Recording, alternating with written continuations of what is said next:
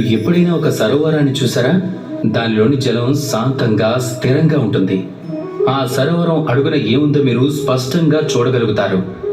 అందులో ఈదుతున్న అందమైన చేపలు, అక్కడక్కడ మెరుస్తున్న రాళ్ళు, అందమైన ఇసుక, వీటన్నింటినీ మీరు చూడగలరు. కానీ మీరు ఒక చిన్న గులకరాయిని తీసుకొని ఆ నీటిలో వేశారంటే కనుక ఆ నీరు కదిలిపోతుంది. అప్పుడు అందులోని స్పష్టత చెదిరిపోతుంది. దాని తర్వాత ఇంకేది స్పష్టంగా కనిపించదు. ఇలాగే మనుషుల్లో కూడా జరుగుతుంది. మనుషులు కూడా పరధ్యానంగా ఉంటే వాళ్ళు తెలుసుకోలేరు వర్తమానంలో ఏం జరుగుతుందో, భవిష్యత్తులో ఏం జరగబోతుందో.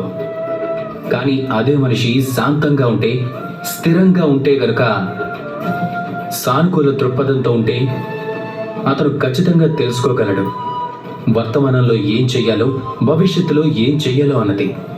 కనుక మీరు ఆ స్థిరత్వం తెచ్చుకోండి, ఆ ధైర్యాన్ని తెచ్చుకోండి, మిమ్మల్ని మీరు శాంతంగా ఉంచుకోండి, అందరికీ ప్రేమ పంచుతూ ఉండండి. అప్పుడే ఆ మనసు సంతోషంతో చెప్తుంది, రాధా కృష్ణ.